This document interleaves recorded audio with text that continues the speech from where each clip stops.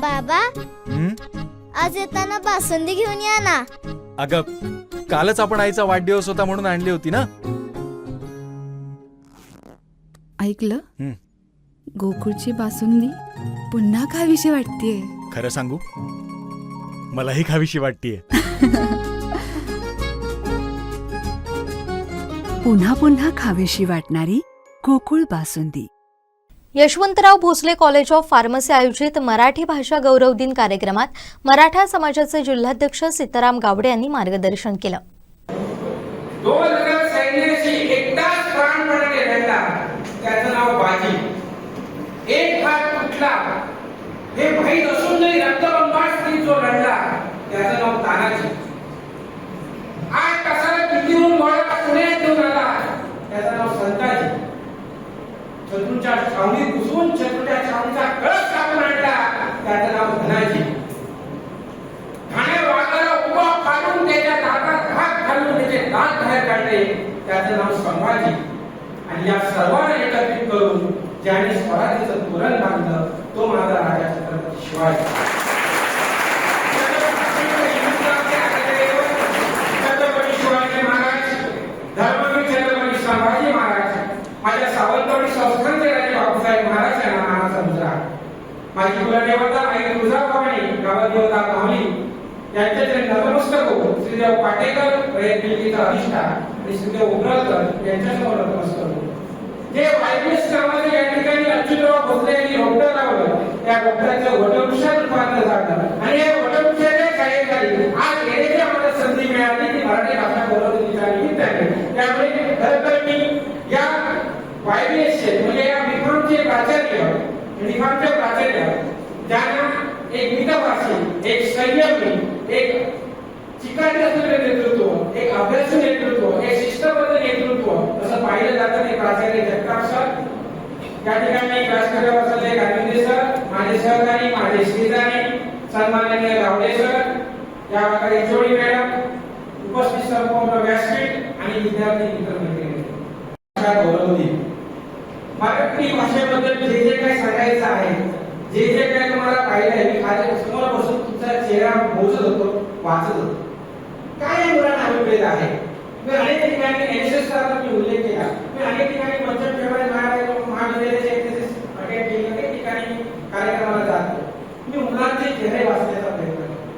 तर या मुलांमध्ये मला माझं मूल दिसतो. म्हणून या मुलांना काय अभिप्रेत आहे. सरळ बोलत असताना मुलांच्या चेहऱ्यावर थोडासा मी सायकोलॉजीचा पण शिकवतो. 11वी 12वी सायकोलॉजी घेतली. सायकोलॉजी मला समजते या मुलांना काय हवं आहे, या मुलांना नेमकं काय पाहिजे ते शेवटच्या क्षणात समजते. तोपर्यंत सगळ्यांचे चेहरे काढलेले होते. चिंता नसते कधी एकदा समजते, कधी एकदा समजते. खरं बोलतो त्यासायला येतच. कारण आजच्या युगात, आजच्या जगात तत्वज्ञानी कोणालाच नको असतो, कोणालाच नको असतो. कधी 4 शहाणपणाच्या गोष्टी सांगायला गेल्यात ना, त्याच्यात कोणालाच नको असतो. म्हणून मी प्रत्येकाला सांगतो, प्रत्येक विद्यार्थ्याला सांगतो, विद्यार्थी मित्रांनो, मी तुमच्यासारखाच खाली बसून समोरच्याची रचना ऐकणार. माझे आई वडील शेतकरी, 5 भावंड. मी 1 वर्षाचा असताना माझे वडील वारले. माझा स्वभाव काळ खूप चालणार होता. माझं भवितव्य काय होतं काही माहिती नव्हतं. कारण घरात कोण शिकलेला माणूस नव्हता, घरात कोण करता कविता माणूस नव्हता. अशा परिस्थितीत माझा 3 नंबरचा भाऊ होता. त्याने मला आणि माझ्या 4-5 नंबरच्या भावाला एकदम शाळेत घातलं 9व्या वर्षी. 9व्या वर्षी तुम्हाला का सांगतो की तुम्हाला समजायला पाहिजे या मातीवर, या मायेवर घट्ट पाय होऊन आत्मविश्वासाने, चिकाटीने, जिद्दीने, मेहनतीने तुम्ही उभे राहा, तर 100% तुम्ही यशस्वी होणार. हे तुम्हाला समजायला पाहिजे. हे मराठी भाषेचं मुलं आहे. गमक काय मराठी भाषा, दुसरं तत्वज्ञान सांगायची काही गरज नाही. हीच मराठी भाषा. तुम्ही स्वतःला जे घडवता ही मराठी भाषा. मी काल पण सांगतोय कारण मी जेव्हा 9व्या वर्षीचा जगतापच्या शाळेत गेलो आणि माझा भाऊ थोडा मागे पडला, पण मी शिकत पुढे गेलो. प्राथमिक शाळेनंतर 7वी नंतर आम्ही आरपीत गेलो. आरपीत गेल्यानंतर तिथे सगळी मुलं जिथे चुकलेलं मागले ढोल धामपूरच्या जायचं म्हणतात ना, त्यावेळी अशी म्हणत होती की सगळी मुलं खटा सगळी आरती हायस्कूलमध्ये आणि वेचून आणि मुलं बसतो. तर आम्ही आरती हायस्कूलचे विद्यार्थी आरती केल्यानंतर त्या शाळेची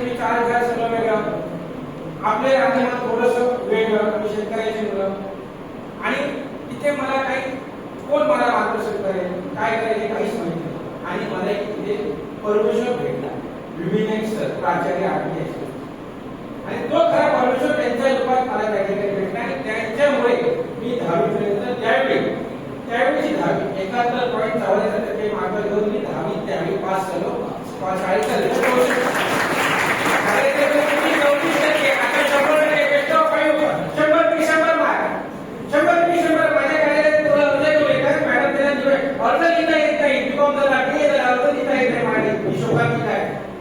मी सांगतो मेडिटेशन करायला सांगा, वाटता येणार नाही. ही शोधांनी काय शिकायला पाहिजे, हे शिकायला पाहिजे, हीच काही मराठी आहे. अजून दुसरं काय पाहिजे? मला एक चांगला संस्कृत शिकला, अंतर्वर्तू बाह्यवर्तू शिकला, आयुष्यात तर उपयोग आहे ना. तुमचं अंतर्वर्तू, तुमचं बाह्यवर्तू एक साईजवर 12 समीकरण वाटलं आणि त्यांचे 4 समीकरण आला, तिचे 16 मार्क आयुष्यात तर उपयोग पडलं का? पडलं का सांगा? पडणार नाही. तुम्ही स्वभावतानी परिस्थितीची झगडता, उपाधीला नका म्हणतो का, उपाधीला म्हणू नका, बाहेर पडा, त्यातनं बाहेर या आणि समोरचं जग बघा काय आहे. समोरचं जग बघा. सर माझ्या डोळ्यात एका पाणी आलं. का पाणी आलं? 18 वर्ष 1 दिवस पूर्ण झालेली मुलगी एका मुलाबरोबर पळून गेली आणि तिची आई अंगणवाडी माझ्या आहे, मुलगी माझी बेपत्ता झाली म्हणून सांगायला. मला माझ्याकडे आल्यानंतर पोलिस आपली कोण झाला म्हटलं, सर असं झालेलं आहे. तर मला आतापर्यंत अशी आमच्याकडे बेपत्ता आधी शोधा आणि बेपत्ता असल्यानंतर तक्रार नव्हता.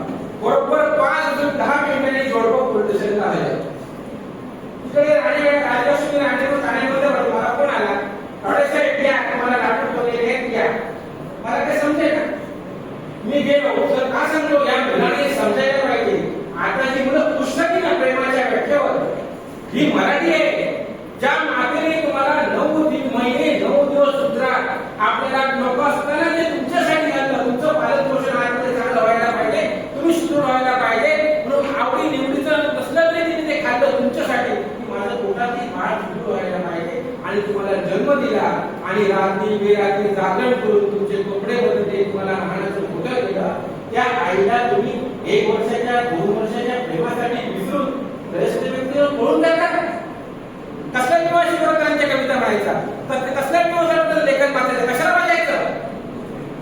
जर तुम्हाला तुमच्यातला आत्मसन्मान जाणून होत नाही, तुमच्यातली आई काय आहे समजत नाही, तुमच्यातला बाप काय आहे तुम्हाला समजत नाही, तर या काव्य लेखनाला काही अर्थ नाही.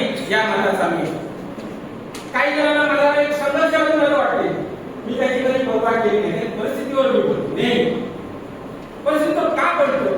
कारण आजची परिस्थिती अशी आहे की जेव्हा आई जगतापसह समोर आई वडील जेव्हा आले, तर तो मुलगा गोव्यामध्ये एका हॉटेलमध्ये काम करणारा पडतो आणि ती बाहेर झालेली पळून. काय प्रश्न असतात?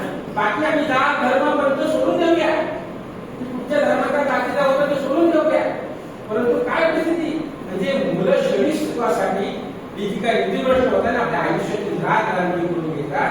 म्हणून तुम्ही घ्या डब्यातनं बाहेर पडा. उपाधीला मी त्याच्यामुळे तुला सांगितलंय, लक्षात ठेवा. अरे खोप्यामध्ये खोपा सुगरणीचा काळ झाला, एका मुलासाठी तिनं झोका झाडाला टाकला. काय आईची व्याख्या, काय त्या चिमणीची व्याख्या? एका पिढ्यासाठी तिनं झोका झाडाला टाकला. झोका इनाला येलेला तसा गेलं त्याचा गोसा, पाखराची गाळा गेली जरा देखरे माणसा. तिची इनोसिटीच होतं, येत जात तेच ओठ, तुले दिलेले देवाने 2 हात 10 बोट. काय तुम्हाला सांगतोय? बहिणाबाई अडाणी बाई, मी तुम्हाला सांगते सगळं तुम्हाला दिलंय, सगळं तुमच्याकडे आहे. या भौतिक सुखात रममाण होता, जे काय सोबत चाललंय त्याच्यात तुम्ही घुसता आणि इथे असता. लक्षात तुम्हाला तुमचं कर्म काय? श्रीकृष्णाने पण भगवद्गीतेला तुम्हाला सांगितलंय, रणांगणावर भावांचे गुणाच नाही. श्रीकृष्ण काय म्हणतो? तुझं कर्म आहे, इथे तुला समोरच्या बरोबर लढायलाच पाहिजे, हा तुझा धर्म आहे. कारण ज्यावेळी पृथ्वीवर अलंकार मासतो, अहंकार मासतो, त्यावेळी तिचा निषेध करायला कोणतरी जन्म घेतो, कोणतरी तो श्रीकृष्णाच्या रूपात कोणी असतो. कोणी असतो त्यावेळी असं कोणतरी जन्माला येईल. साधू संत महंत आपली कोकणाची शासनकांची भूमी, आपण तर पवित्र भूमी होतो. परशुरामाची शापी भूमी होतो, त्याच्यावर शापी भूमी म्हणणार ही पवित्र भूमी आहे. या भूमीवर तुम्ही जर प्रामाणिकपणे, निष्ठेने, धैर्याने, चिकाटीने, जिद्दीने, मेहनतीने उभे राहिला तर परमेश्वर तुम्हाला तथास्तु म्हणणार, तुमची मनोकामना 100% पूर्ण होणार. लक्षात ठेवा, सकारात्मक विचार, पॉझिटिव्ह एनर्जी. करोना काळात मॅडम अनेक जण भेटले. मला किती वेळा कोरोना झाला असेल, मी कोरोना पेशंट नाही, मी मेलो नाही, अजून जिवंत आहे. डॉक्टरकडे गेले नाही, क्वारंटाईन झालो नाही, कारण सकारात्मक विचार. आई परिस्थितीच्या काळात माझं माणसाचं कुटुंब 18 जणांना सगळ्यांना तापाने आजारी, पास येण्याचं सगळे सिम्पटम्स करोनाचे. आम्ही एका राहील हॉस्पिटलमध्ये पाठवलं नाही. मी सांगितलं काय, मी एकच सांगितलं, तुमच्यातली विल पॉवर, आध्यात्मिक ताकद, सकारात्मक विचार निर्माण करा. मला कोरोना झाला नाही, तर मी मुक्त आहे, मी काढा घेईन, मी मुक्तीच्या घेईन, मी मुक्ती घेईन, बराबर. आम्ही सगळे खटखटी बरं वाडा पण माझा कोरोना असा औषधावर बोललो बरं. काय आहे ही सकारात्मक, लक्षात ठेवा. मी विषारीचा मुलांनो, दिवड जातो, दिवड म्हणजे दिवसाचा माहिती आहे ना. मला साप चावला म्हटलं की सकारात्मक नकारात्मक म्हणजे शरीरात आली आणि त्या हृदयाच्या बंद पडल्याने तो मेला. साप चावून मेला नाही, तो विषारी साप मेला का. मी आता मेलो, मला साप चावला. सर तुम्हाला एक छोटं उदाहरण देतो. आता मराठी भाषा किती बोलायचं, एक छोटंसं तयारी करतो बघा. एक छोटं सांगतो तुम्हाला. करोना काळात एक एवढं गाव आहे, त्याच्यामध्ये एक छोटीशी वाडी आहे. काही लोकांना शाळेमध्ये क्वारंटाईन ठेवलं होतं. मुंबईचे लोक आहे. मी पत्रकार म्हणून सगळ्या गोष्टीचा बारकाईने अभ्यास करत होतो आणि त्या मुंबईच्या लोकांना त्या शाळेमध्ये क्वारंटाईन ठेवलं. त्याचा एक भाग होता, अरे तुम्हाला माहिती आहे काय असं पाठीमागे होय बघा. एवढं त्याचं परमेश्वराला बोलणं झालं. रात्री झोपल्याने वर माडाचा डोंगर आहे, पत्रावर टांग मोठी माहिती सांगत नाही, काल्पनिक कथा नाही, रिअलिटी सांगतो. आणि तो अरे बाप रे म्हटला, तो माणूस तिथेच रिअलिटी सांगतो. अतिशय काल्पनिक कथा नाही, पत्रकार आहे, जबाबदारीने सांगतो. 35 वर्ष पत्रकार जातो म्हणजे काय. म्हणून मी काय करतो, शरीरातील 62 तुम्ही आता विभागाकडे आहात, तुमचा सायन्सशी संबंध असला तरी मराठी उभावाने सगळीकडे एकच. रुग्णांना कसं औषध घ्यायला पाहिजे, मोठ्या प्रकारे औषध तयार करायला पाहिजे, त्याला भेटण्यासाठी काय काय दिलं पाहिजे, हे सगळे औषध दिलं पाहिजे. तुम्ही औषध निर्माण हा परमेश्वर, देवाचा डॉक्टर नंतर दुसरा होता. डॉक्टर नंतर त्यांनी दिलेले औषध बरोबर पडले तर डॉक्टरचा पेशंट वाचणार हो, बरोबर ना. त्यामुळे तुम्ही औषध निर्माता, तुमच्यामध्ये ज्यावेळी सकारात्मक ऊर्जा निर्माण, तुमच्यामध्ये सकारात्मक ऊर्जा निर्माण होईल आणि तुम्ही जेव्हा म्हणाल मी 100% इन्फॉर्म करणार आणि जगताप सरांना 10 वर्ष तुम्ही दिला लागली, मी 10 वर्षामध्ये आपण पीएचडी करणार, असं तुम्ही जेव्हा ठरवणार 100% तुम्ही त्याच्यात पीएचडी करून तुम्ही यशाची शिक्षा काढणार. लक्षात ठेवा. म्हणून काय आहे, तुमची गोष्ट करत असताना सकारात्मक ऊर्जा शरीरामध्ये तयार करणं ही काळाची गरज आहे. दुष्ट प्रेमाने दिलखुलास होऊ नका, खळखळून असा. फक्त ते प्रेमासाठी नाही, आईचं पण प्रेम असतं, बापाचं पण प्रेम असतं. पण बापाचं प्रेम कधी दिसत नाही. बाप कधी रागवला की राग येतो. बापाचा राग खूप मुलं करतात. बापाचा राग अनेक ठिकाणी मी बघतो. काही जणांना दोन मुली झाल्या, 3 मुली झाल्या, मला दुःख झालं. मी म्हणतो, मी एका हॉस्पिटलमध्ये सांगितलं, सत्याग्रह सांगतो, मी माझ्या एका पेशंटला बघायला गेलो तर एक बाईने कोणती म्हणतात तशी रडत होतं, कोणती मेला तसं. थोडा वेळ थांबलं, काय झालं नाही, त्याचं मुली नाही. तिथं माझ्या पेशंटला मला ती मुलगी लोक असेल तर म्हणणं मला, कारण मी अनुभव सांगतो सर. ज्या वेळी मी 35 वर्ष सामाजिक सेवेमध्ये आहे, पत्रकारितेमध्ये आहे, मी ज्या रुग्णालयात जातो त्या रुग्णालयात माझ्या आईवडिलांची सेवा त्यांच्या मुलीच करीत असतात. तुझं बरोबर आहे, नाही ते का सुट्टीत नाही, मुंबई असतात, नाही ते का सुट्टीत नाही, पुण्यात योग करत नाही, योग नाही बाहेर पाठवले.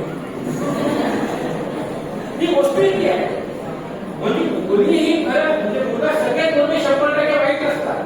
पण काय आहे की आपण मराठी जपत असताना मराठी ही जी भाषा आहे, ती मराठी भाषा किती काही जरी आलं, किती पाश्चात्य संस्कृतीने आपल्याकडून आक्रमण केलं, किती पाश्चात्य संस्कृतीचं आम्ही अवलंबन केलं, तरी मराठी भाषा ही कधीही संपणार नाही.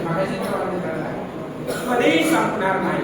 कारण या भाषेला राजकीय अधिष्ठान जे कोणी दिलं, छत्रपती शिवाजी महाराजांनी.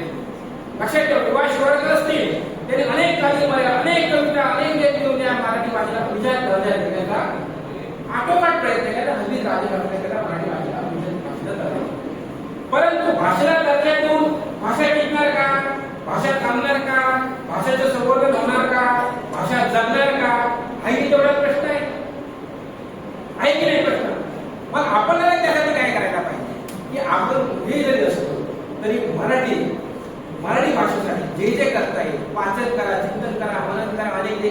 पुस्तकं वाचा, दुसऱ्याला वाचायला प्रवृत्त करा आणि ही मराठी भाषा कशी जगेल, कशी टिकेल, कशी आपल्या धरेल यासाठी तुम्ही सगळ्यांनी प्रयत्न करा. मित्र, हे करत असताना तुम्हाला ज्या उदात्त हेतूने तुमच्या आई वडिलांनी, मी का सांगतो, कारण अच्युत भोसले सरांनी मला अनेक किस्से या कॉलेजचे दाखवलेले, ऑन टीम दाखवलेले, अनेक किस्से दाखवलेले. म्हणून मी सरांना सांगितलं त्यातल्या तुमचा विक्रम आणि विक्रम खूप छान आहे, खूप छान आहे. माहिती जे समोर बघतोय, तुमची मुलं समोर मित्रांना बघतोय, कुठे असं मी सरांची चालू असतो आमचं. पण त्यातल्या काय तुमचा विक्रम आणि विक्रम बरोबर मुलं सुसंस्कारी आहे,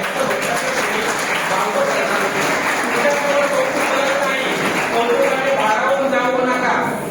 कारण माझी नजर असते ती चौफे असते, मी कोणाला सोडत नाही. कारण माहितीये मी आम्ही पदार्थ अवैध धंदे याच्यावर प्रगत असतो, माझ्या अनेक वेळा आलेला आहे. पण परिणामाची चिंता मी कधी बाळगत नाही. शेळीहून 100 दिवस जगण्यापेक्षा वाघ होऊन 1 दिवस जगेल. कोणतरी म्हणेल चित्रात पाडे वाघासारखा.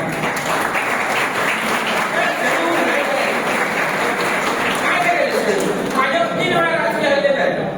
हल्ली एक मालवणचं विग्रस्त प्रकरण काढलं. काय काढलं मॅडम?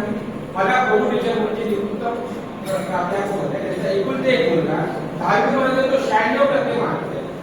11वी ते मुलं थोडासा आई वडिलांना वाढायला हा बिघडला. 12वी ते आणि तो घरात येऊन तोडफोड वगैरे काय करायला, म्हणजे घरातल्या कोणाला जुळी नसतो. 12 वाजता घरी, 1 वाजता घरी, त्यांनी मला इथे दाखवलं सर. आणि किनारपट्टी भारत काय चालते हे मी लिहिलं, एवढंच लिहिलं. बरोबर 12 वाजता मला लेख प्रसिद्ध झाला आणि 1 वाजल्यापासून असं मालवणमध्ये रणबंधन माजलं. सगळ्या सामाजिक संस्था एकत्र झाल्या. सीतारामवाडीने मालवणची बदनामी केली. युवती पोलिसांना सीतारामवाडीला अटक करा, मालवण पोलिसांना सीतारामवाडीला अटक करा, अनेक निवेदन ऐकून सगळे तो धावतो. मी सांगितले धावणारे सगळे जो आहे खाल्लेल्या खो आहे. म्हणजे ही माणसं 2 नंबरच्या ड्रग्सशी संबंधित आहेत म्हणून त्यांना लागलं. बाकीचे कशाला प्रामाणिक व्यापारी गेले नाही, बाकीचे कशाला सामाजिक संस्था गेले नाही, तुम्हीच काय राहताय. काय जाऊन पाठीला पळणारा म्हटलं सीताराम गावडे नाही, ते माझ्या रक्तात नाही, मी शेवटपर्यंत लिहित राहणार. शेवटी मी आपल्याच्या प्ले जगताप सर आहे त्याला सांगितलं की सीताराम गावडेला अटक करून ताब्यात घेऊन जर सिंधुदुर्ग जिल्ह्यातला अंमली पदार्थ बंद होत असेल तर मी कधी सरेंडर व्हायला नाही, कधी सरेंडर व्हायला. सीताराम गावडेला अटक करून जर अंमली पदार्थ बंद होतात, लोकांची कुटुंब उद्ध्वस्त होत आहेत. एकुलता एक गांजाला मिळाला आणि गळपास घरात आलेला मी बघितलं. त्याच्या आईचा अंबरराग काजळ काळी करून टाकणार अंबरराग मी बघितलं कोरोनाच्या काळात शेजारी. त्यामुळे मला माहिती आहे या व्यसनाच्या आहारी गेलेली मुलं कधीच बाहेर पडू शकत नाही. म्हणून मित्रो, तुम्हाला माझी कळकळीची विनंती आहे, कळकळीची विनंती आहे, चुकून सुद्धा अशा व्यसनाच्या कधी चुकून सुद्धा कोणी मित्राने ती गंमत म्हणून केली, ती संगत होते, नंतर संगत जळते. लक्षात ठेवा, गंमत म्हणून सुद्धा या व्यसनाकडे कधीही जाऊ नका. प्लीज कृपा करून हात धरून तुम्हाला विनंती आहे. आणि हे तुम्ही जर केलं तर मराठी भाषेला खरं समजलं. अजून काय नाही त्याबद्दल तुम्ही जरा आता मराठी भाषेला जाईल. माझी भावी पिढी संपली तर कुठे मराठी भाषेला बदलणार आपली. आज भाषा संस्कृत 35 कोटीचे 100 कोटीचे 100 कोटी ड्रग्स बनवत आहेत आपल्या कोकणाकडे येणार आहे. म्हणजे हे ड्रग्स कोणाला जाणार आहे. आज टपरीवर जसे सिगारेट तंबाखू विकतो ना सर, तसा गांजाच्या पुढे मिळाले जात आहे.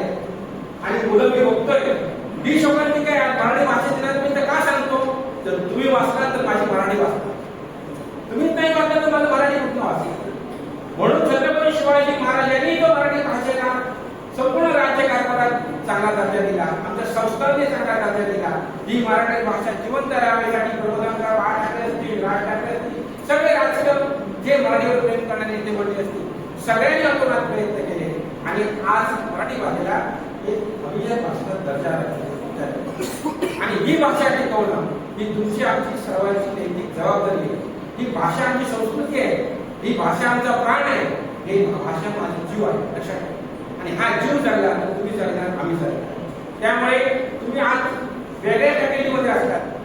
तुम्ही विभागामध्ये तुमच्याकडे सायन्स मराठीचा सुद्धा अभाव असतो टाका, तुमच्या बोलीसाठी मराठी असणार, परंतु ते शिक्षणात काही तसं मराठी येण्याचा संबंध नाही. परंतु व्यावहारिक जीवनात तुमच्या व्यावहारिक जेव्हा रुग्णांशी जेव्हा संपर्क असणार तेव्हा तुमची मराठीच कामी येणार. त्यामुळे मराठीवर प्रेम करा, मराठी शिका, मराठी जपा आणि सगळ्यात महत्वाचं आपल्या आई वडिलांवर प्रेम करा. आई वडील हे पहिले तुमचे गुरु आहेत. लक्षात ठेवा, दुसरा परमेश्वर नाही. आई वडील हाच खरा परमेश्वर आहे हे आपल्याला अध्यात्मामध्ये सांगितलंय. गणपती आणि शरणागती दोन भाऊ. छोटंसं उदाहरण देतो, खूप बोललेलं आहे, मला पण आता जास्त बोलायचं नाही. छोटंसं उदाहरण देतो. गणपती आणि शरणागती दोन भाऊ. पृथ्वीला जेव्हा प्रथम प्रदक्षिणा पूर्ण करायचं त्या आद्य पूजेचा मान मिळाला, प्रथम पूजेचा मान. गणपतीचं वाहन तुमची आणि शरणांचं वाहन कोणाला माहिती आहे? मोर. बरोबर. म्हणजे तुम्ही अध्यात्माकडे पुढे पाहता. शरणांचं वाहन मोर. आता मोरवाला पहिली प्रदक्षिणा पूर्ण करणार की मंदिराला पहिली प्रदक्षिणा पूर्ण करणार? साहजिकच मोरवाला. मग गणपती म्हणाला आता मी कसा जिंकणार? तो तुमच्यासारखा हरून गेला नाही म्हणून सांगतो सकारात्मक ऊर्जा लक्षात ठेवा. पॉझिटिव्ह विचार करणारा ते उत्तर सांगा. तो विचार करत बसला मला तर स्वतः जिंकायचं मी काय करू. पण त्याच्या पटकन लक्षात आलं अरे ज्याने मला जन्माला घातलं, ज्याने मला ही कृती दाखवली ती मला सोबत ती पण म्हणून त्याने आई वडिलांना बसवलं आणि आई वडिलांच्या भोवती पूर्ण केली आणि तिला त्याला मान मिळाला. आद्य पूजेला मान बसल्या का म्हणजे आपल्याला अध्यात्म काय सांगतं की तुमचे आई वडील ज्याने तुम्हाला जन्म दिला ते तुमचे